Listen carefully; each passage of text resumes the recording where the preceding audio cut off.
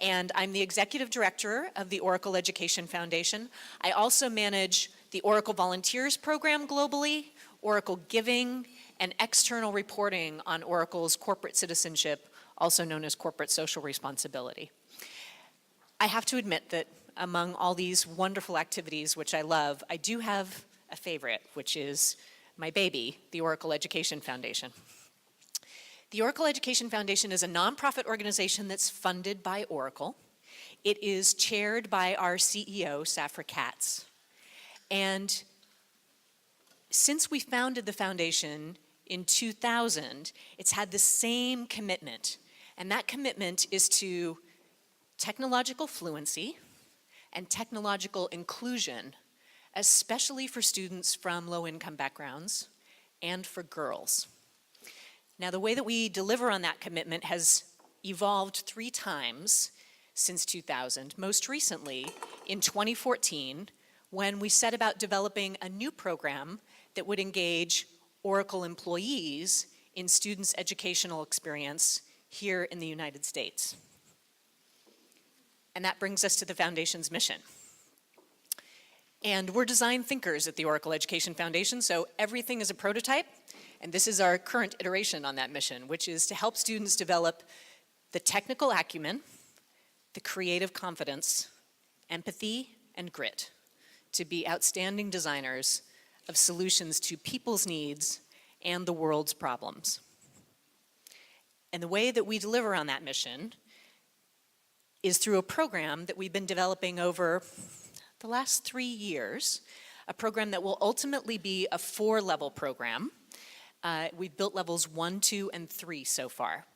And that program engages Oracle employees as volunteer coaches who guide students through multi-day immersive workshops at the intersection of design thinking and STEAM disciplines: science, technology, engineering, art, and math. And I would posit that STEAM is a lot bigger than STEM. The A is important, and one of the reasons that it's important is that it's very effective at attracting and engaging girls, which is an objective of ours. In our workshops, students learn from real practitioners. They learn coding, they learn physical computing, so circuitry, electrical engineering, user-centered design, and project management from real practitioners, Oracle technologists and professionals who use these skills every day to solve real problems for real users in the real world. And I said these are immersive. These workshops for students are 10 consecutive school day afternoons for 3 hours at a time. So a 30-hour commitment, a 30-hour experience for the students, and for the adult coaches, a 40-hour commitment, because we brief beforehand and afterward, and we also do a lot of training, obviously, so truly it's more than a 40-hour commitment. And Safra, our CEO, has approved Oracle employees volunteering for the Oracle Education Foundation up to 104 hours a year. And that 104 hours is comprised of 2 instances of coaching a workshop, 40 hours each, and then another 24 hours for training and preparation and contribution to helping us develop curriculum. What's my next slide? There we go. So the way that our workshops are structured is we spend the first 3 or 4 days on knowledge acquisition and skill building in a very hands-on way. Students learn by doing, as these ladies will attest. And then the remaining 6 or 7 days, each of our workshops opens into a design challenge in any one of a variety of domains. Wearable technology is one that we're going to talk about today, or that JD and Whitney are going to talk about. We have an Internet of Things-oriented design challenge, experiential game design. These are the opposite of first-person shooter games. They're games with a social impact that teach or reinforce positive behaviors. We have a 3D modeling and design class, and I'm sure there are going to be many more. We were just talking about one focusing on the technology of sailing. I don't know where Danielle and Tanya are here, but that's coming next. So I want to run a short video in just a moment, but Greg, I'm not quite ready yet. I want to talk for just a minute about Design Tech High School. So for the last 3 years, we've been building and piloting this program that I described to you with a very special partner, which is Design Tech High School. And as the name implies, design thinking is the problem-solving methodology that students are taught, and it's threaded throughout the curriculum, as is the use and the making of technology. There are a couple more elements that make the school's model a true reinvention of traditional education that's extraordinary. And those are extreme personalization and teaching students to put their knowledge into action.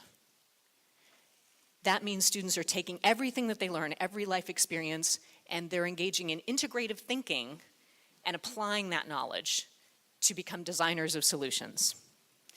The third element of this model that's really special is that DTech, rather than having students take electives over the course of a year, instead has an intercession program in which 4 times a year, for 2 weeks at a time, the entire school hits the pause button on its core curriculum to focus on electives. Students undertake the study of courses where they're curious or they're passionate, and they focus intensively, so for 3 hours a day for 10 consecutive days.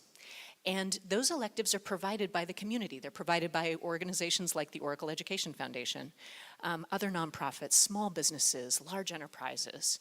And so in every instance, students are learning from real practitioners, which is just very, very different than a more abstract or theoretical kind of education.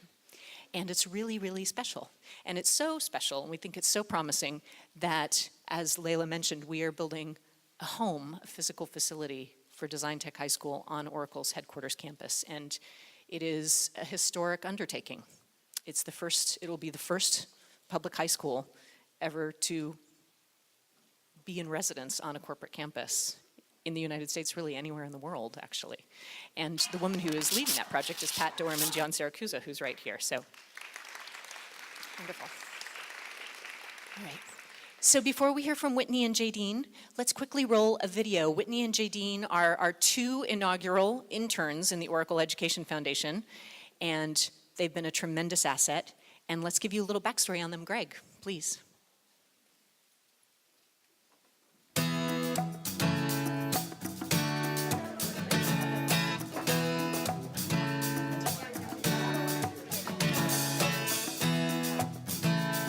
Well, one day I was approached by a teacher, and he told me that Oracle is looking for a student intern. So I thought immediately, this would be an excellent opportunity for me. So I said yes, of course. As an intern at the Oracle Education Foundation, I'm definitely having more opportunities in life and getting better experiences working with adults and helping other people learn there's new technology.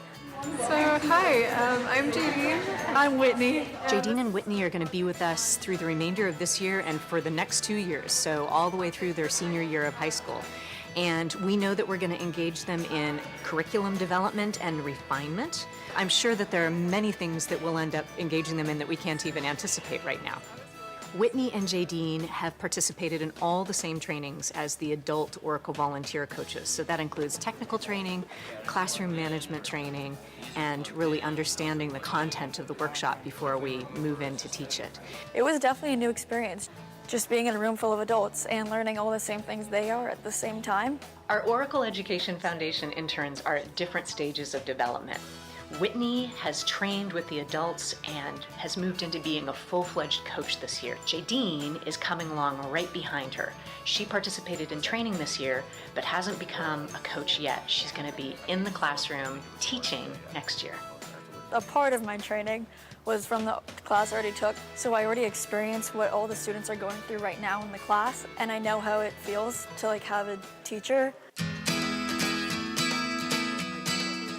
It's really nice working with the adult coaches, especially during the debriefs and the meetings beforehand.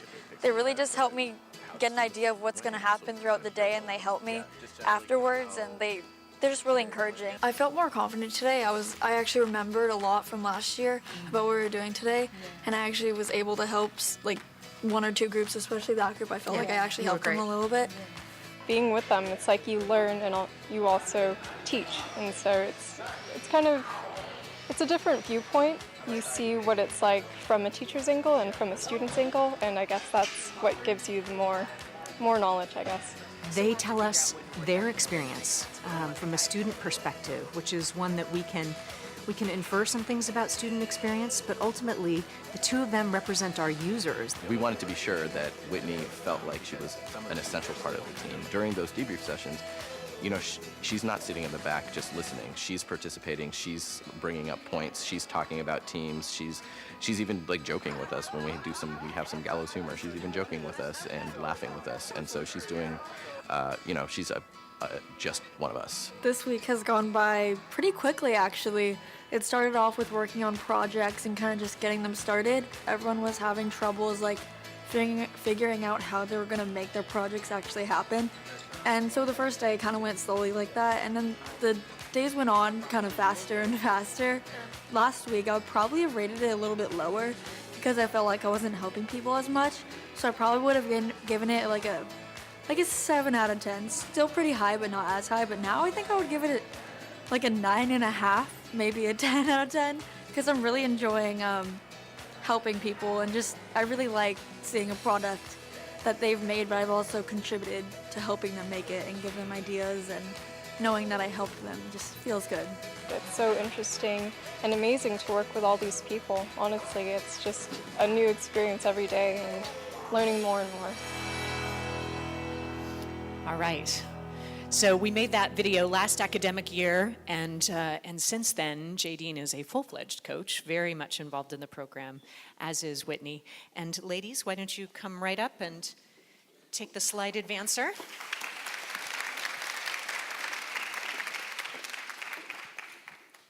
Hello, I'm Whitney. And I'm Jadine.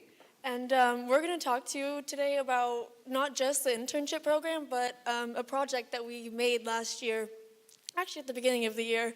And it just shows what the relationship with Oracle and our school has created. And it shows that not like all projects come out of these workshops, and that everything that you learn in the workshops that Oracle offers our school, you can apply those skills in other places. And this is a project that we made.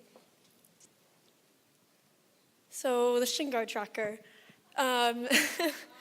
This is a rough prototype. So a little background.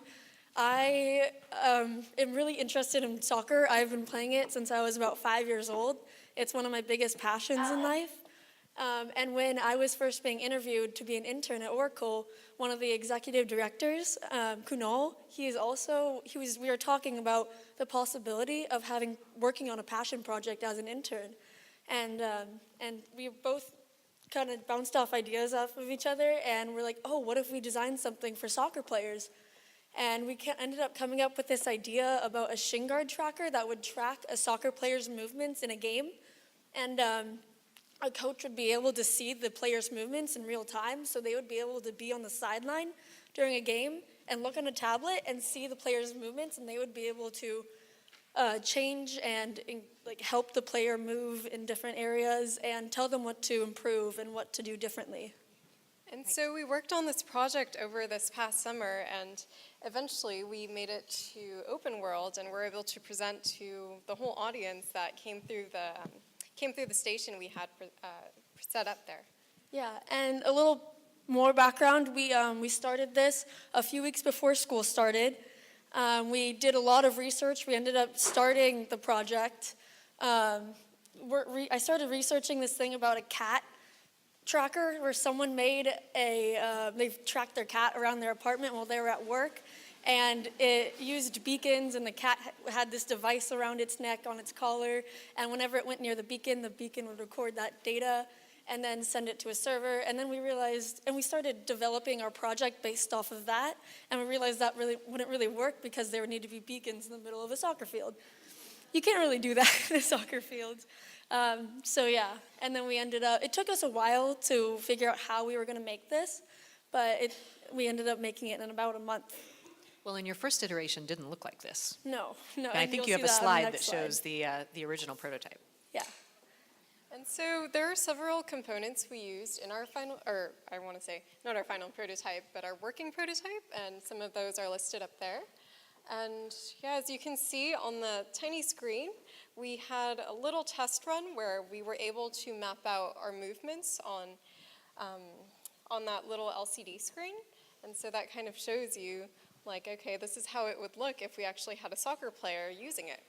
And eventually we got that OLED display to display color, so it would show where a player was moving a lot, and let's say they're on the left side of the field a lot, it would show that area in red, and if they're in the middle of the field, not very much, it would be in green. And it maybe that would be a way to tell if that's how you can increase a player's game.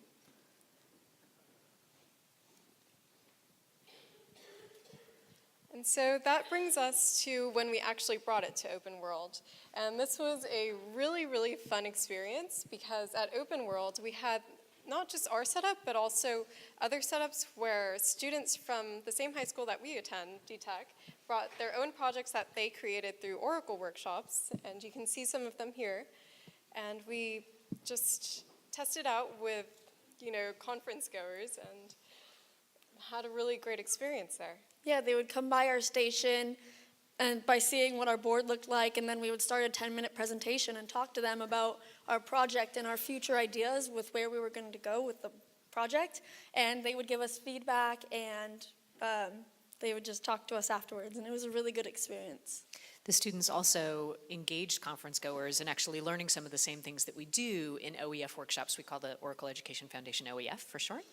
So we brought circuit playgrounds, which is a cool little device with a whole bunch of sensors on board and some neopixels around the outside, and it's great for wearable technology. And so the students were also engaging people at Open World in learning what we do in our classrooms and exercising some of those skills themselves. And for a lot of them, that was a really new experience. Yeah, so we would essentially lead them through an activity that we learned ourselves just a couple months prior. Oh, wait, sorry. And so Open World was just one of the opportunities that we had through partnering with the Oracle Education Foundation, and the internship is a completely different and new program that also presented itself through this partnership. So the internship program with the Oracle Education Foundation started about a year ago, the beginning of our sophomore year. We're juniors now.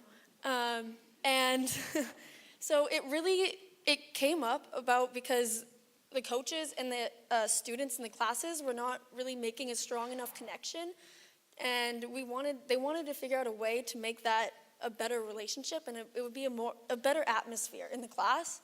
And they decided, and they figured out that it would be a really good way to fix that by having interns and student coaches. And so the students themselves would be by the coach's side and by the student side, so they would bridge the gap in a way. Yeah, and so one of the problems that really showed up before introducing these interns was that the coaches, the volunteers for these workshops, didn't have any teaching experience prior to coming in. And so naturally, when they came into the workshops, this is their first time teaching, and they're kind of looking everywhere very uncomfortable. And so by having interns in the workshops, it's kind of like a new way to make both the coaches as well as the students more comfortable in a better learning environment. Not And everybody so- speaks teenager, so we needed some teenagers who could be translators. So that ended up being a huge success, and since it worked so well, we just kept it going, and the program kept expanding. We ended up offering more classes. There's levels of classes now. There's level 1, level 2, and level 3. And now the program is so big that we have 4 interns and 12 student TAs. And they are enormous assets. And the next dimension is actually formalizing level 4 of the program, which will be internships within other Oracle lines of business. So all of these interns that Whitney and Jadine have been talking about are within my line of business, within the Oracle Education Foundation. But coming soon, in the next academic year, we're going to be inviting hiring managers within all Oracle lines of business, including things that aren't related to technology, so marketing, public relations, finance, other dimensions of business practice, to take on board for 10 afternoons at a time interns from Design Tech High School. So if any of you are interested, please let us know. Yeah. Did you have a wrap up? Yes, we do. Just one of the takeaways from Jadine and I. Jadine and I were talking last week, and she said this really great thing, and it was, one of the best things about this class, about being a TA or intern, is that we get to help teach the students what they weren't able to the first time. And what we weren't able to the first time. And it's just a really good way to develop our empathy skills and put ourselves in their shoes, because we know how they felt. Yeah, and one thing we really want to express to you all is that we're hoping that this, as you can see, the success of this program will really serve as a model to show that when you combine corporate businesses and education together, you can really turn out with some really good results. The possibilities are endless. Yes. Thank you, ladies.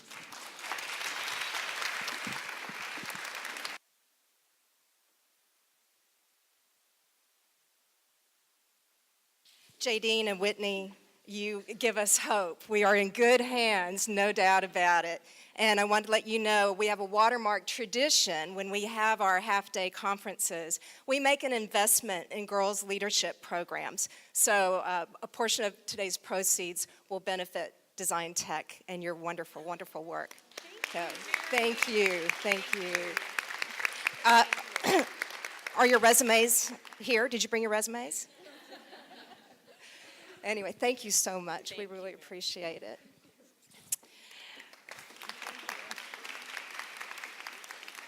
Wow, are you inspired? Yes, excellent. It's so great to have so many people here. For our next panel, as you have probably experienced, some of the best entrepreneurs work right with you. They are corporate intrapreneurs. And our next panel is Entrepreneurship, Innovation from Within. So we have our panelist, and our moderator is the very famous John A. Byrne. If you read any business magazine or publication, you have read one of his articles. In fact, he holds the world's record of writing the most cover stories. So if you've any cover on any business magazine, he has been on it. Is that right, John? And 38 cover stories for Business Week.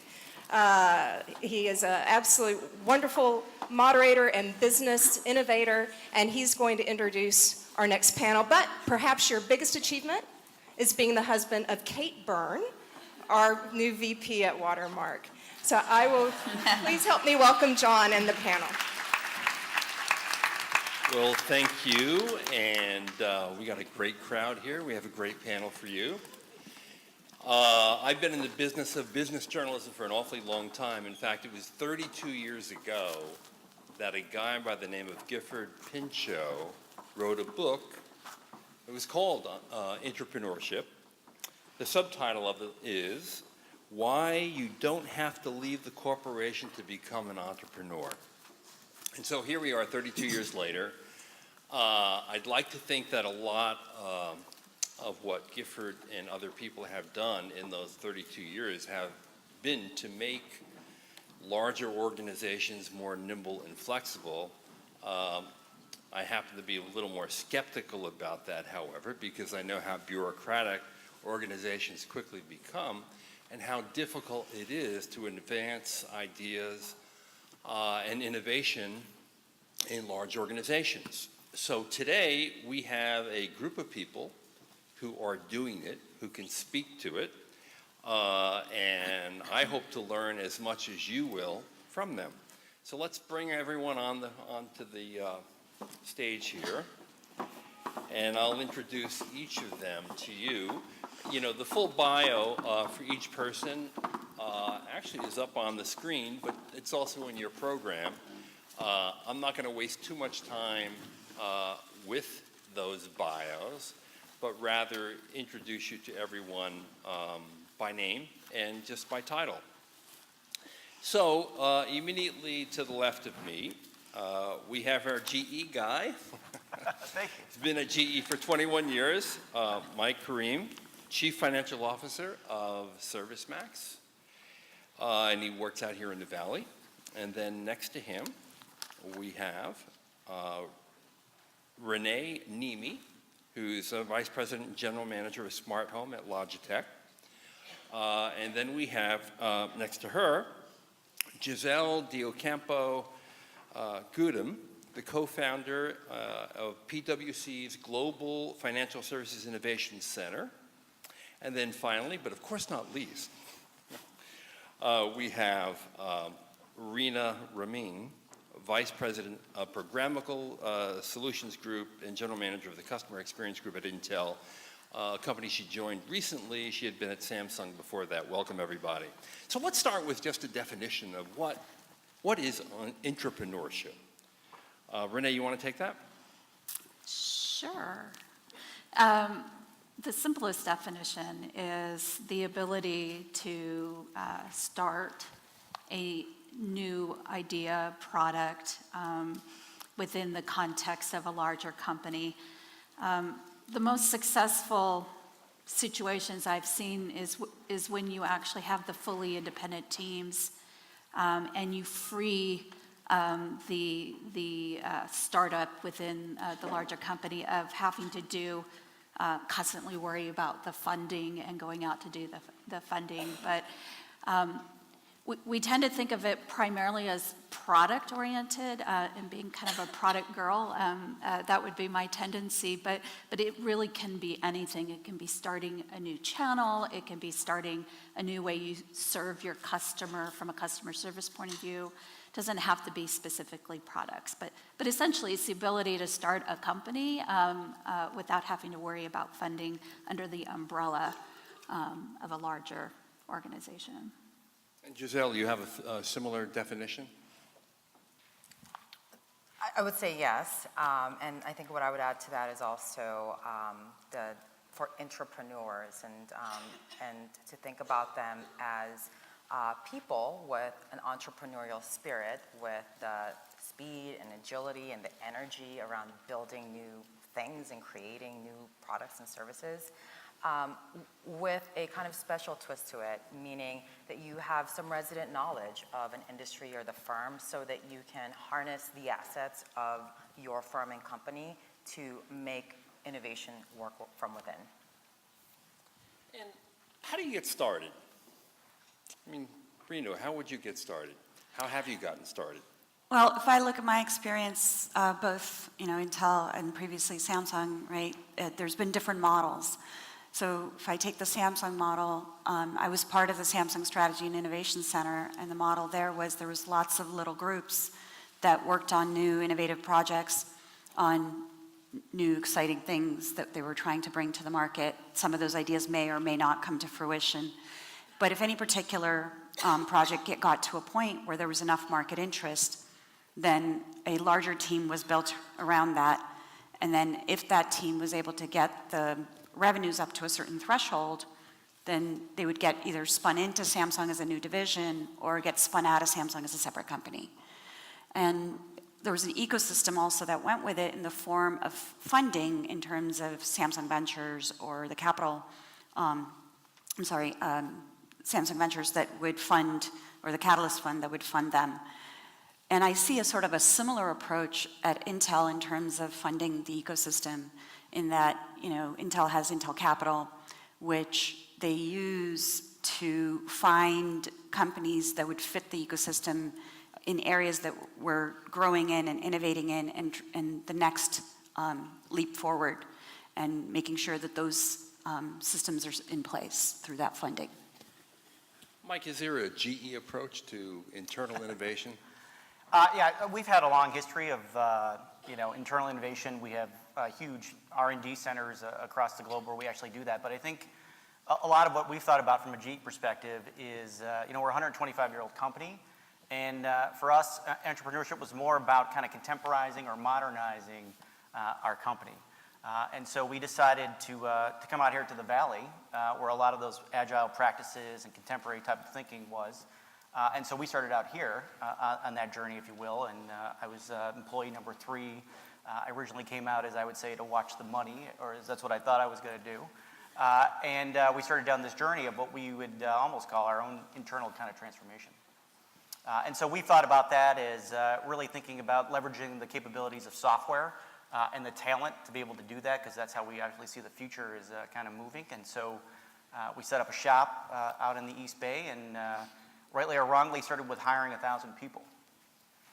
which wasn't the smartest thing to do at first, but we got through it. How many do you have now? So right now we're around 1,500 people. We're around 25,000 people globally in what we call the larger GE Digital brand is what we use in terms of, and there we're just thinking about software and how that helps our customers. Yeah. Well, Giselle, can anybody be an entrepreneur? I would say the short answer is yes, and I think part of it is mental model. So if I'll just take a step back, I think you mentioned that GE's a 125-year-old company. PricewaterhouseCoopers is a 167-year-old company. We have been successful in many areas of the business, and success sometimes breeds conformity. And the idea about being an entrepreneur and thinking about how to extend your lines of business, and parts of it could be also how to continue your legacy of success. I think resident within organizations, you already have people that think about how to grow the business, how to extend to new markets, and how to work and collaborate in different ways. And it's certainly, I think, a skill set that you can continue to learn and develop. No, but you still see a lot of companies that basically acknowledge that they can't do innovation inside the bigger parent. So what they do is they create little teams, and they protect the teams by sending them off someplace. The old word was skunkworks from Lockheed, and IBM did this to develop their PC in Boca Raton, Florida. What system works better? Do you have to have a little team that's protected with certain resources that are assigned to it, that sort of goes off and doesn't have someone around to squash it? Or is it possible to have, in a large company, a culture that fosters this innovative attitude and actually encourages entrepreneurship among all its employees? Who wants to take that? So I think it's absolutely possible, even in a large company, to foster that innovative spirit, right? Because you look at the ingredients of what makes an entrepreneur, right? It is the innovation, it's the risk-taking, it's the rewarding certain motivational behaviors that are associated with entrepreneurship. In an entrepreneurship model, you want all of those basically, but in a corporate environment, and you want to encourage those. And I find that absolutely true to be true at Intel. And I can tell you from my own perspective, when I'm managing my team in the customer experience group, I want to urge and reward risk-taking to some degree that is going to get us to a better, leap forward. Yeah, I think I would add, from a big company perspective, obviously, we thought about it, 300,000 employees, 9 or 10 operating divisions. The skunkwork approach was kind of needed, because for certain this will get killed inside of a big company. There tends to be some passive-aggressive behavior, always fighting for resources and all these things. So we specifically did it that way, where we carved it out. We dedicated the funding, and we said that funding should be there for 3 years and that nobody should touch it. And then the most important thing, I think, at the GE is it was really led from our chairman. And a lot of these things are best, a tops-down approach versus a bottoms-up approach. And he really gave us the ability to have a voice and gave us a constant seat at the table to kind of keep pushing for what we are doing. And more or less not to push, but to actually show what we are, capable of doing. Right. And Renee, there's a certain breed of people that I imagine are naturally attracted to entrepreneurship, just as there is a certain breed of people who are more tolerant of risk, who would like to be entrepreneurs. What's the right mix when you're assembling the team, or you have an initiative that's inside the company of people to make stuff happen? So when you look at the characters of a successful leader, it always starts with a good leader. Of course, there's a lot of commonality with an entrepreneur. They got to be creative. They got to be self-starters. If I had to say that there were three kind of golden, very hard, it's kind of the unicorn of entrepreneurship, is really starts with passion. You really have to believe and have passion for what you're doing because it's going to be hard work.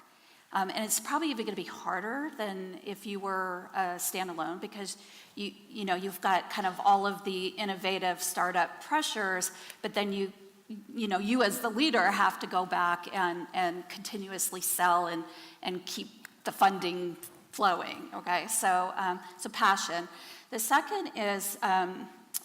The second characteristic is really this ability to listen. And when I say listen, it's listen to your customers, it's listen to your your staff, and its ability to pivot.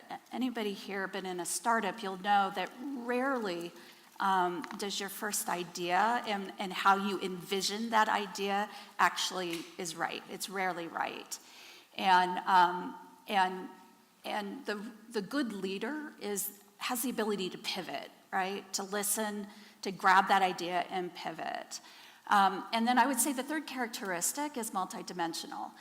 A lot of folks say, oh, well, it's a product, it should be an engineer. It's like, no, it doesn't have to be. I've seen finance leaders as much as they can be good bean counters, but I've seen them because what happens is, for instance, I knew a particular finance leader who really got into the business, got into the product, and was actually listening when they were at the table, and had this multi-dimensional ability to put all the pieces together. Because when you make a decision, it's not about whether or not it's technically feasible, but it's about, is it technically feasible? Are we making the right market trade-offs? Can we actually produce it for the right amount of money, and what's the lead time to market, right? I mean, there's like no less than 10 dimensions to every decision. So those are the three: multidimensional, passionate, and were you listening?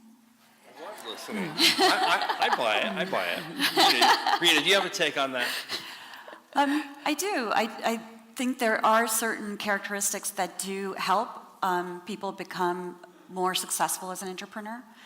Some of those skills can be learned, some of those might be inherent, and some of those might be more suited depending on where you are in your life, in the sense that if you are, I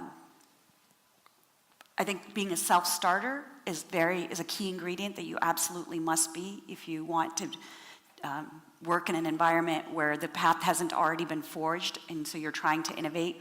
You have to be willing to try different things and be able to push those things. Second, you need to be a people's person in the sense that you have to be able to work with a wide variety of people, not just within that incubation environment that you're working in, but in an entrepreneurial setting, in the context of a larger corporation. You might need to work within certain confines of the larger corporation and make sure that you're still getting the funding from the larger corporation. And also from a timing perspective, you might find that you want that safety net of the larger corporation while you still are the type of person driven to take risks. You might want that safety net of that larger corporation based on where you are in your life, and you might have a family to support or whatever. John, I wanted to add something around the support for entrepreneurs, and I wanted to share something that my team and I at PwC constantly think about in terms of our innovation philosophy, and that is how you innovate determines what you innovate. And part of the team of entrepreneurs that you will build and may build, you can try to help yourself. So for example, getting buy-in from executive leadership is one of the most critical factors to help you along the way with either sourcing, developing, and commercializing ideas. I think the second thing is also figuring out a way to collaborate with others. So meaning build relationships at all levels of the organization.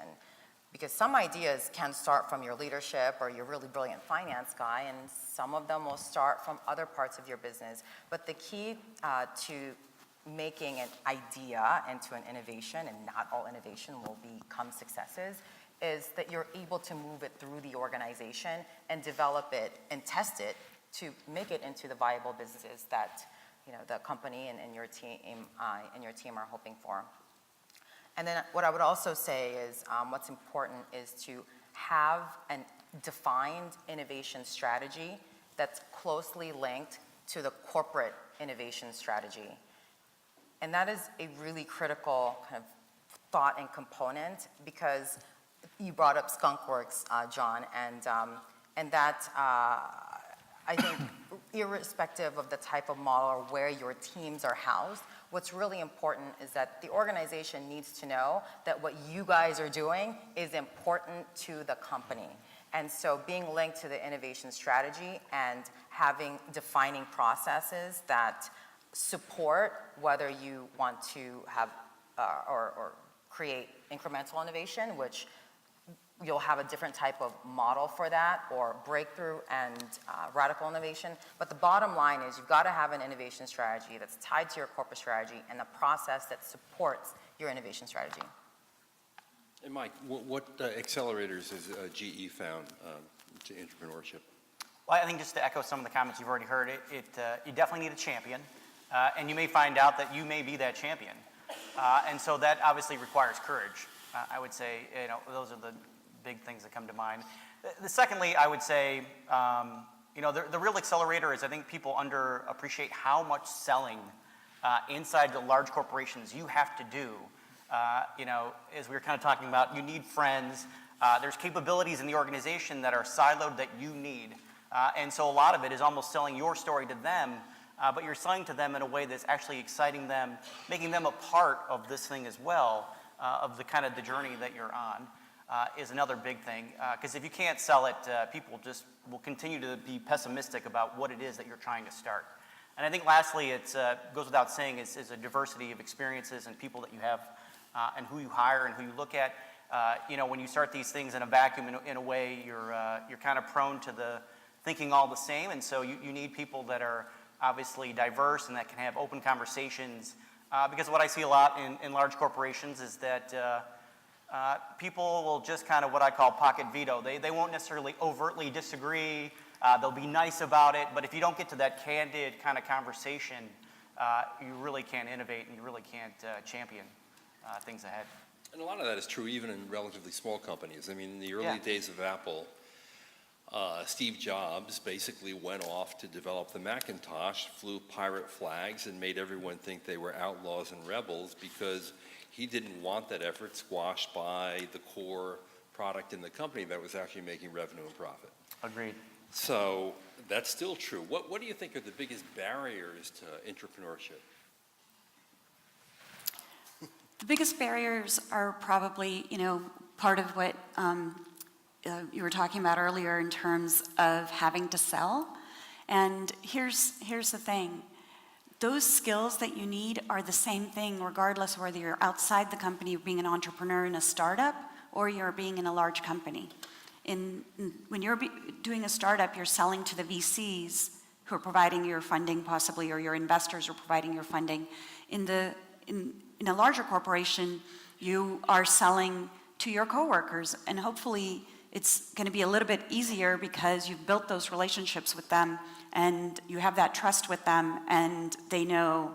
But at the same time, it could be a barrier because you are competing against the same funds that might potentially go into some other avenue.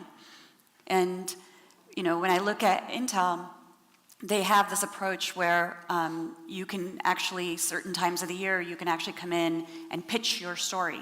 And you could get funded. There's a program where you could get funded when you pitch your story to, sort of an internal Shark Tank, so you will, within Intel. Well, what are the metrics for success here?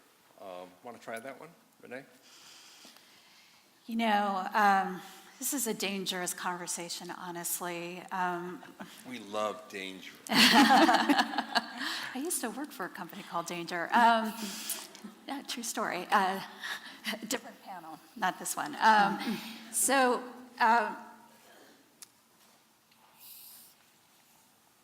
it's not one size fits all, is the bottom line here. There is a danger for the metric to be revenue. And it's the most obvious, it's the easiest to fund. But I truly believe with all my heart it's risky. And the reason why I say that is because, as I mentioned before, you rarely get it right the first time. And if you don't get it right, guess what? Your revenue is not going to come. And so having a certain predetermined runway with multiple indicators of success, I really think is key. And having a belief and a passion for the truth. Now, there are a couple of other leading metrics that are really good in this scenario. One of them is customer engagement. So let's say your goal was to get, this is a random number, 100,000 users in 6 months. Let's say you only got 10,000 of them, but the 10,000 of them are on your service every single day for 3 hours. Or your other scenario is you got your 100,000, but they're on your service once every 2 weeks. Which would you rather have, and which could you actually grow? And so it's really important that you understand what you're trying to achieve. And again, this learning and agility point, I will just keep emphasizing, because if you've got the 10,000, I didn't get to the 100,000, then what was it about the engagement that caused them to engage, and how do we build on that? And keeping those metrics constantly in front. One other small point, I don't want to hog the mic, but time to learning is a really important measure. If you, and this really forces you to take more of an agile approach to the learning, which is really hard when you're in hardware, by the way, which Logitech is. But being able to get to prototypes, test the prototypes, grab the learning, and be able to iterate is really, really, really key to success.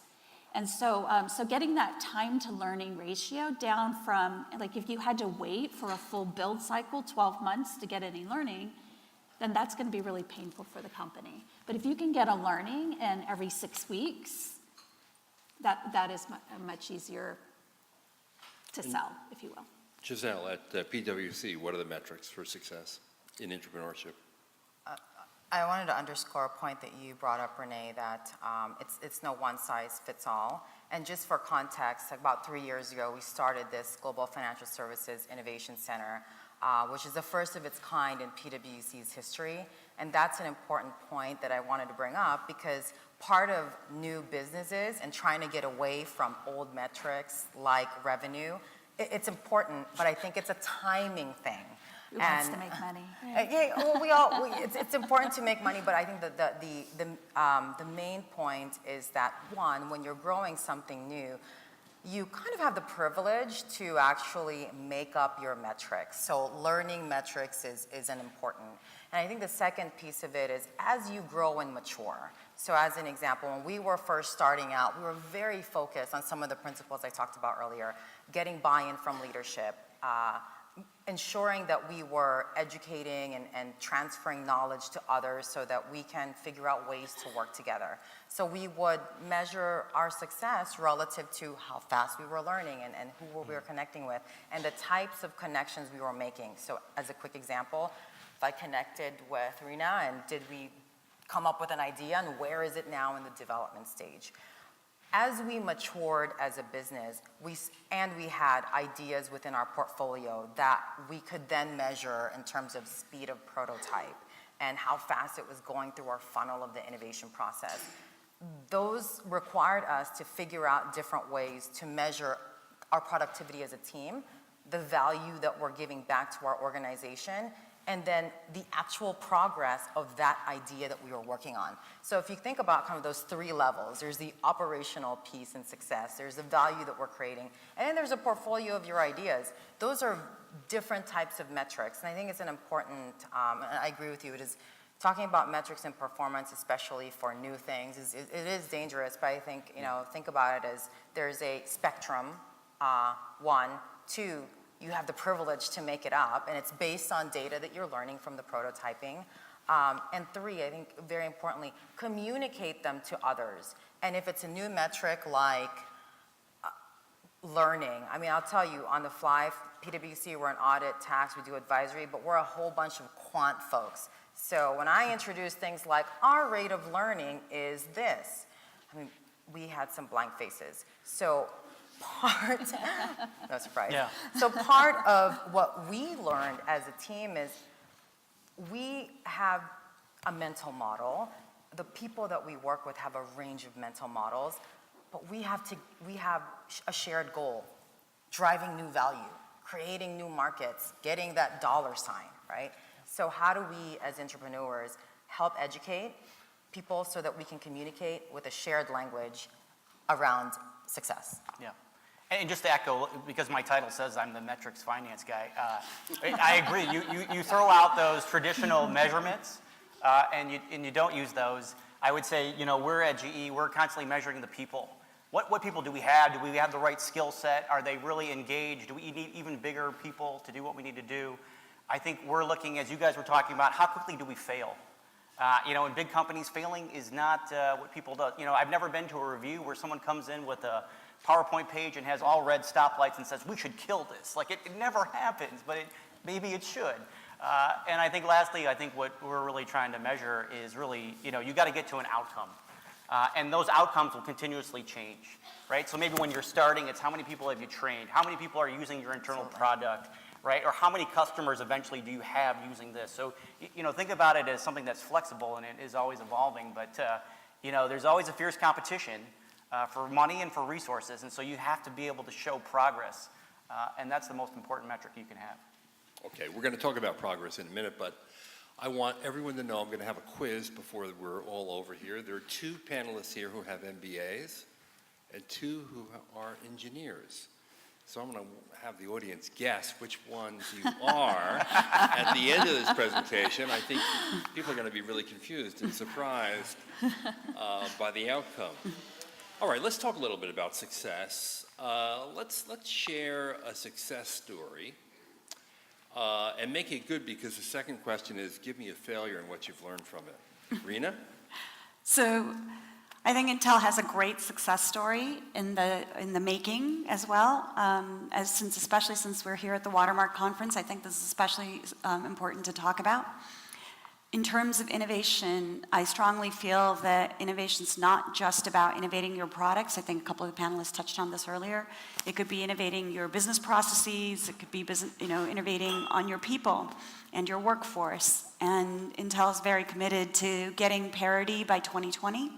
And we've been working towards that in terms of our success metrics. We're working towards 45% higher rate on diverse hiring. And I think that's a great success story. We're well on our way to those goals, as our CEO, Brian Krzanich, talks about it at every opportunity that he gets publicly as well, and talks about where we are. And so I think that's a great success story. Give me one from Samsung, because you were at Samsung before Intel and spent a good deal of time there, right? Yeah, good deal. I spent less than 2 years there, but I have worked in the Bay Area for almost 29 years, but at Samsung for a couple of years. And so from a Samsung perspective, one of our success stories was we spun out a company, and since I left, I don't know if it's public yet, so I can't say, but we did spin out a company that came out of the SSIC. It reached our revenue goals and was spun out. And just, if you've seen the big new Samsung building at North First and Tasman, it's just 3 doors down from there, so it's spun out and moved 3 doors away, but in the sort of memory space. Mike, tell us a story of success at GE. As we kind of started this journey, we started out, as I was talking about, with 2 to 3 people, and then we grew it to what it is now, about 1,500 people. I think one of the milestone moments was one of our divisions had a whole bunch of problems and had about a $400 to $500 million headwind challenge. And we were at the time really trying to grow our data science kind of capabilities in terms of how we thought about data and what could that mean for machines and really kind of learning. And we got a call from the chairman, and we went down to this business unit with 5 data scientists, a bunch of software engineers, and they basically told us, hey, we don't want you here. Please go away. You don't understand our domain. You're not in this industry. We've had people here for 30 years that know how to do it.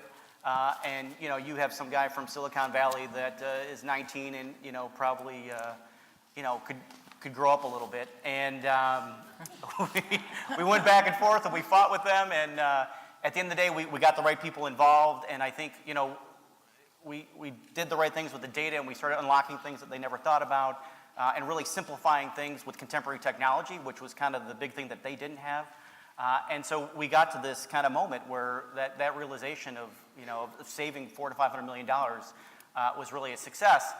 And that really bolstered kind of what we were talking about here in terms of entrepreneurship, is that you have to go sell that to all the other businesses, because in our world of large corporates, until you sell the value of what you can bring, people will always continue to think that that's some skunk work, or people are just throwing away money on that, and they don't really get any value out of it. Renee, do you have a success story? We're actually in the middle of a success story now at Logitech. So about 5 years ago, Bracken Darrell, who's our CEO, came on board, and one of the interesting twists he really put on it, he really believes in innovation at the core, and he created a new model for the company. It's called Trees, Plants, and Seeds. And anybody can actually propose a seed. It's a very simple one-pager process, and you put the one-pager process through the system, and if the team says, hey, that's a good idea, you get funded, and you get seed funding, and then you get more funding, and then you go Series A, Series B. It's a great model. And one of the programs that was funded out of that was actually a smart home program. It's now a product category in the IP camera space. It's called the Circle. And what was really interesting is we took an entrepreneur who we brought in from the outside. He said, I've got this great idea. And it started as a wearable camera, honestly, one that you actually put on your body.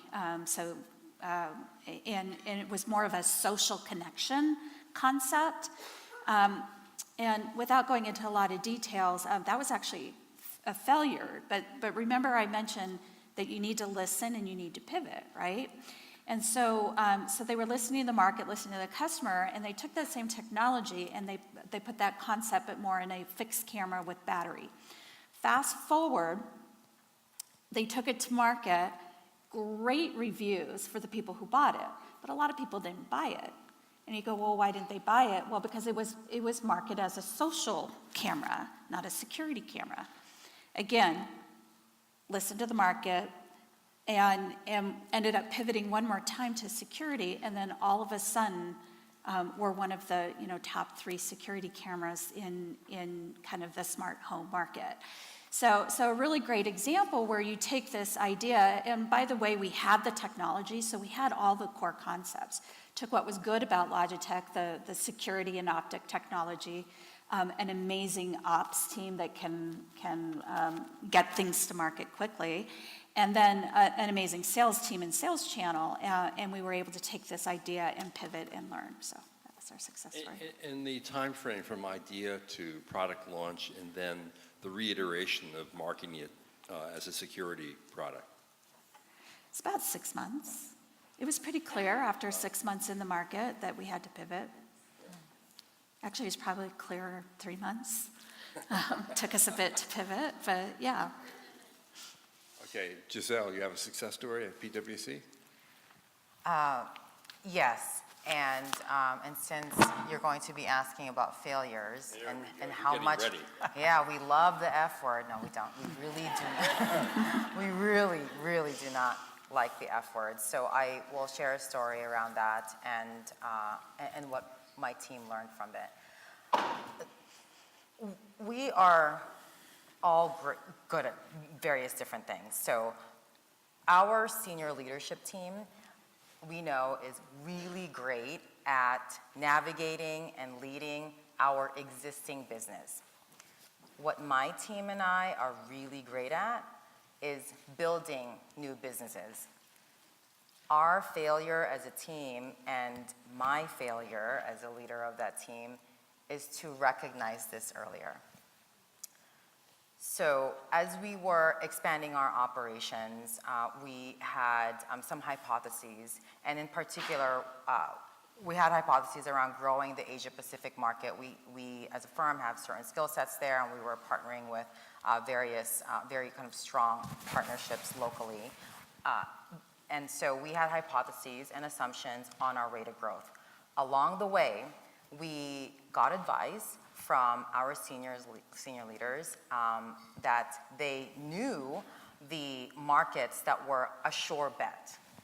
And so at that time, I was thinking, okay, perhaps they know a lot more about the marketplace and know a lot more about the firm, and we can move things and make things happen more quickly.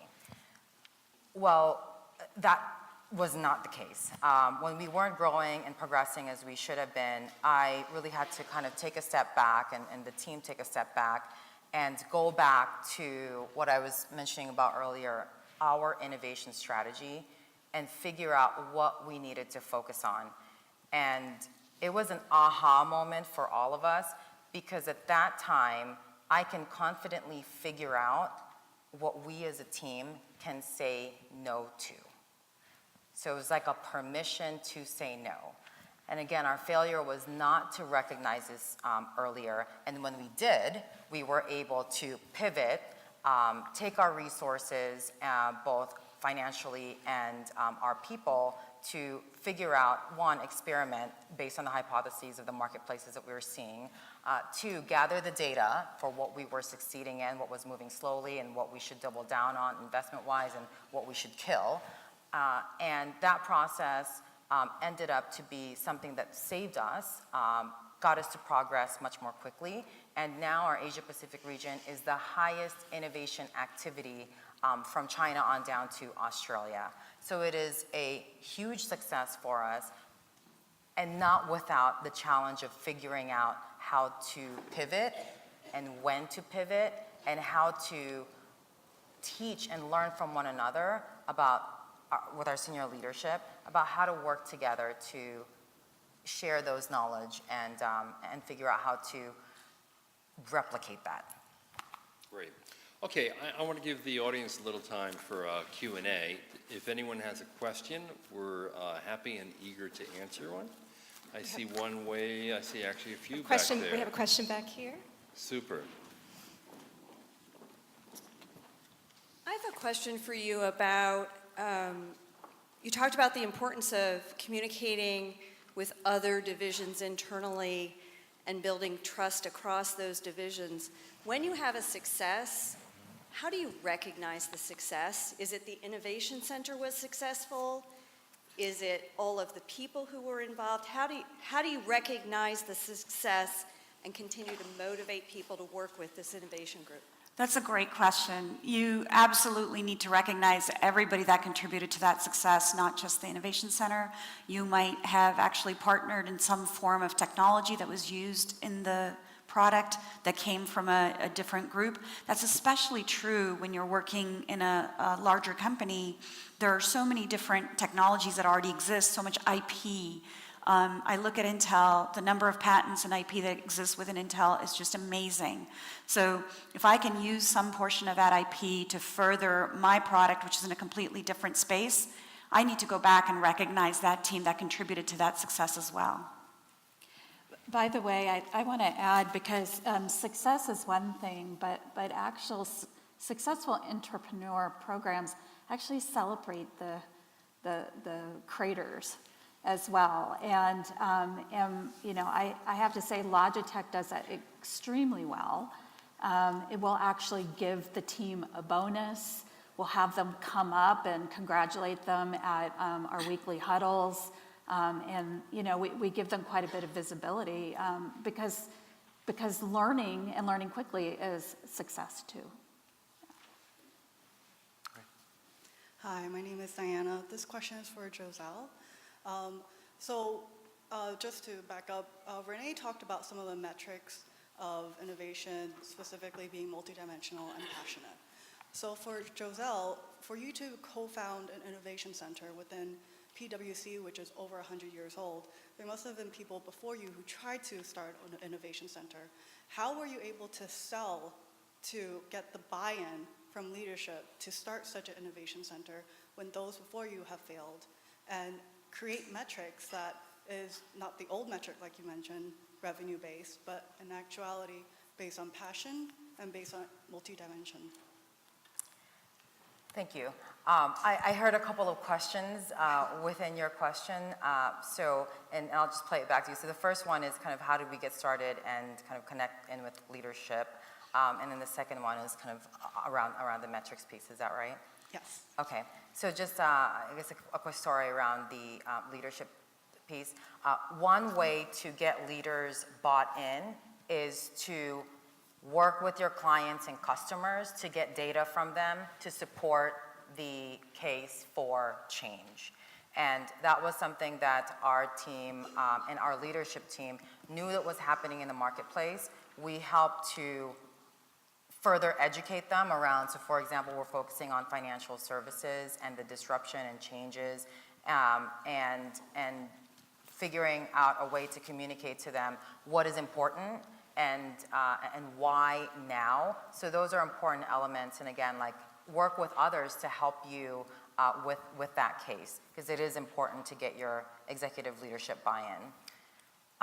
And for the metrics piece, I think that kind of the best way that I can kind of give you some mental models around it is that as you're starting something new, you have to have the flexibility to figure out how to measure the progress of your team. And to what I was mentioning earlier, progress for your team may be a little bit different, and it will depend on the goals of your innovation center. So for example, our goal was to establish an innovation center where we can find, source, develop innovations. That was the end goal. But in the very first part of establishing that is we needed to get a team in place.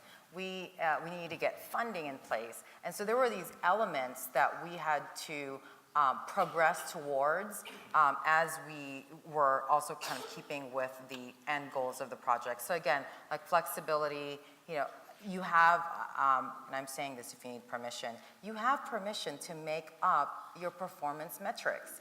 Because if you're the team that is looking at innovation and maybe you are the one, well then you're good at doing what you're doing, and everyone else is, again, like good at, creating or building their existing business. So help them to figure out like, hey, this is how we measure success and this is the reason why. But I think the most important factor is always tag it back to why it's important to your clients, why it's important to your customers, and why it's important for your company. Great. Okay, I think we have time for one more question and then our quiz.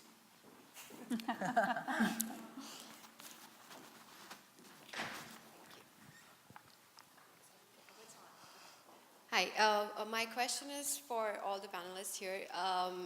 So Renee talked about the matrix and I really like the part where you talked about the ability to listen. But more often than not, we have situations in organization where we are either not listening to the right group, or the innovators that are there in the organization are not speaking up, and they do not have the platform, probably sometimes, to not get that freedom to speak. So what I'm really interested to know from all our panelists here, that what is the kind of ecosystem that exists in each of your organization to enable that idea flow from any part of the organization to up to the innovation center and actually adopt the idea? So yeah, that's what I'm kind of interested. Renee, you want to start? Yeah, sure, if I can get somebody to innovate a way for the mic to stay up. Well, hopefully you can still hear me. I'm just going to hold it. So in the case of Logitech, we're a very flat organization, amazingly flat for the size. And I actually think this is a really key point when it comes to innovating and listening. Because of that, there's really a freedom and a comfort for literally anybody at the company to come up with an idea and send it to the CEO. And so it doesn't have to go through the hierarchy and the change. And I if I could leave, one point for the leaders in the room, flatten the communication chain. There's just no way to get there without, the best ideas honestly don't come from the top. Mike, do you believe that? I totally believe that. You have an answer to the question? No, I'd say, no, I would just echo what Renee is saying. Bureaucracy is what kills things. And as a leader, you just have to be an absolute zealot to kind of just keep everything to a minimum. And you need to be out there pressing with people because, unless you're out really understanding what people are doing and how they're doing it and why they're doing it, you never really get to understand how that is. So, it just goes back to creating those forums and those mechanisms, right, where you have that ability to get those insights and have people come and you have to install in them the courage, right, that you're talking about sometimes that people don't have. And it all goes back to listening and being open. All right, Lo, time for our quiz, okay? So by show of hands, who thinks Renee is an MBA? Oh, come on. And who thinks Renee is an engineer? Well, you're right, she is. Clearly my colors. Okay, how about Mike? Who thinks Mike is an MBA? Oh, of course. You can't be in finance and not be an MBA, right? Okay, he has an MBA from Kellogg. And then his rival school in the Chicago area is one of our other two panelists who has not yet been disclosed. So let's just ask the audience, who thinks Giselle is an engineer? How about an MBA? Well, she's our Chicago booth MBA. All right, so that leaves Rena, who we all know is an engineer. All right, I want to thank all our panelists. I want to take a page from Giselle and say I'm going to create my own performance metric right on the spot, and I'm going to say that each one of you have done a terrific job, A+, and thank you for listening and engaging. Thank you. Thank you.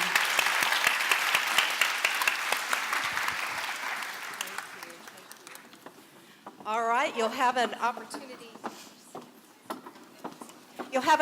to talk more with the panelists because we're going to have a very exciting treat coming up. It's a networking break, but it involves chocolate, so that's pretty exciting.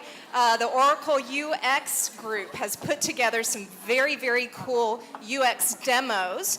They're going to be upstairs, and here to give you a sneak peek is Lori Pattison, the Senior Director of Oracle User Experience. Thanks so much. So hi everyone. I won't keep you too long because I know that there's coffee and dessert waiting. My name is Lori Pattison and I work in user experience and I like to say I have the best job at Oracle. My team runs hackathons, design jams. I'm an entrepreneur, so I'm very much looking forward to talking to the last panelists at our break too. So we've run about 40 of them the last 3 or 4 years. We run them with partners. We run design jams instead of customer feedback sessions to really get design thinking. And so one of the questions is, so why is user experience running these? And I noticed an old colleague, Catherine Courage, is going to be up next then too, is really, what we found in terms of when we talked about metrics in the last, is that having a really deep understanding and empathy for our users and the business really accelerates the development of and adoption of innovation. So, I have a very small team, and my boss likes to say we sort of lead by our cocktail party personality. I have a lot of fun people on my team. We get people together, we use our leverage, and so we're going to show you a couple of great ideas. And one thing we do, we look at emerging technologies and how can they benefit our enterprise users.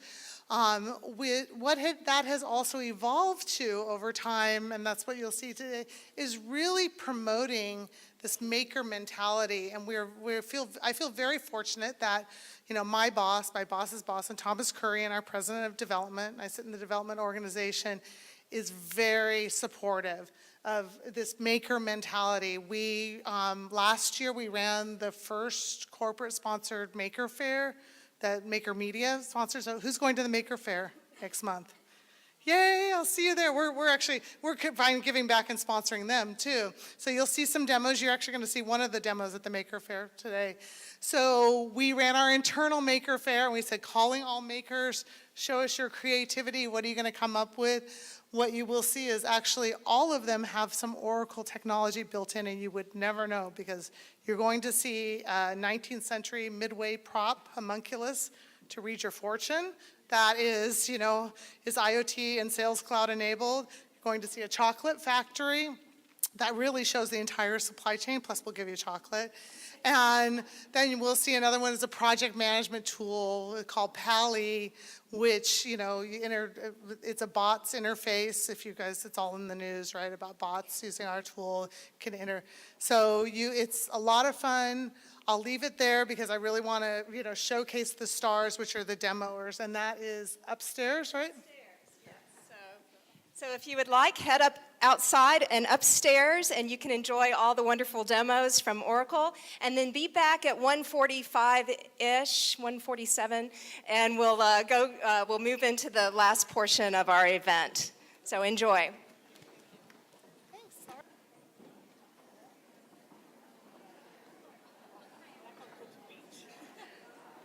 And then if you guys got those too? Okay, terrific. Thanks again. It was really a pleasure. Congratulations.